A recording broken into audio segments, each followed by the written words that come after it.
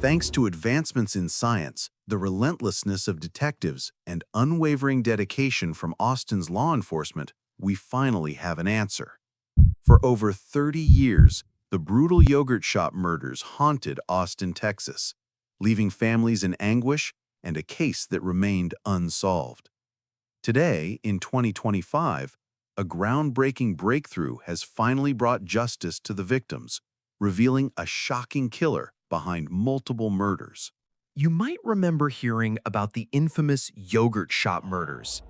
Four teenage girls murdered in cold blood, their bodies left behind in a horrific scene. After years of false confessions, wrongful convictions, and cold case reviews, the case has finally been solved. How did investigators break this decades-old case? Let's dive in. It all began on the night of December 6, 1991, at the I Can't Believe It's yogurt shop in Austin, Texas. The shop, a local hangout for teenagers, was bustling earlier that evening. Inside were Jennifer Harbison and Eliza Thomas working their shift, while Sarah Harbison and her friend Amy Ayers waited for them to finish work and give them a ride home. It was meant to be just another evening at the shop, but then tragedy struck. As closing time approached, an unknown man was allowed to use the restroom. Shortly after, two men were seen acting suspiciously. By midnight, a fire broke out. Firefighters arrived to find a horrific scene. All four girls had been brutally murdered, shot in the head. Jennifer and Eliza were found bound with their own underwear. Amy had also been shot, but with a different gun. Evidence was destroyed by the fire and water, but there was one key piece left behind: a .380 shell casing found in the floor drain. The investigation into the yogurt shop murders seemed to hit a wall early on. Despite initial leads, the case remained a mystery for years, with numerous dead ends, false confessions, and a series of wrongful convictions. For a time, the city of Austin was left searching for answers. The media swirled with rumors and false accusations, but what was missing was solid evidence, a breakthrough that could guide the case in the right direction. In 1999, Austin's police force arrested Robert Springsteen and Michael Scott, two men whose confessions seemed promising. They had both admitted to the crimes during interrogation, and with no other clear suspects, they were tried. But there was a serious issue with these confessions. The confessions were inconsistent and, in some instances, contradicted by physical evidence. Despite the absence of any physical evidence linking them to the crime, both men were convicted, and Springsteen was sentenced to death. However, doubts lingered, and in 2006, the Texas Court of Criminal Appeals overturned their convictions. The confessions were ruled to be coerced, and DNA evidence excluded both men as the perpetrators. For many, it was an incredibly difficult pill to swallow. The case had gone cold, and after more than a decade of confusion and grief, Austin's residents were left without answers. The city's sense of safety had been shattered, and the pain for the families of the victims was only compounded by the lingering uncertainty. The victims were still longing for justice, and the killer remained free. In 2022, after years of stalled investigations, Detective Dan Jackson took over the cold case. Determined to solve the mystery, he turned to the only thing that hadn't been fully explored: the physical evidence. Among the ruins of the crime scene, a single .380 shell casing remained intact. Although the fire had destroyed much of the shop and the evidence, this piece was enough to rekindle hope.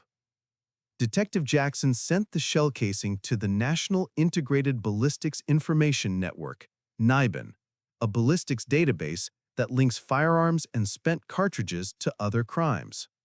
The result was shocking. The casing matched a 1998 unsolved murder in Kentucky. This was the first real breakthrough in the investigation. But the breakthrough didn't end there.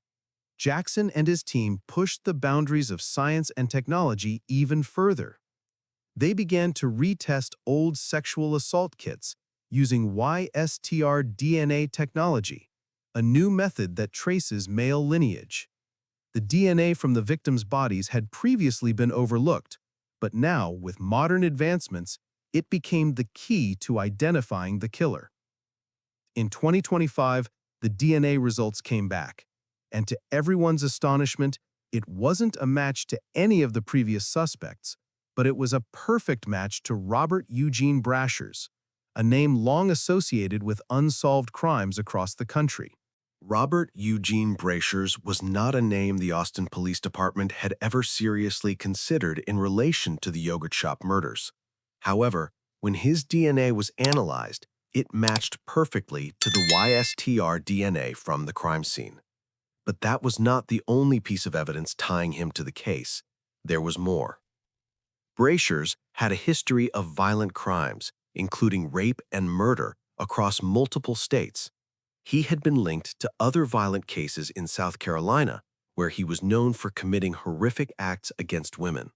In fact, his criminal history was chillingly similar to the crime scene at the yogurt shop: young victims, sexual assault, and brutal execution-style killings.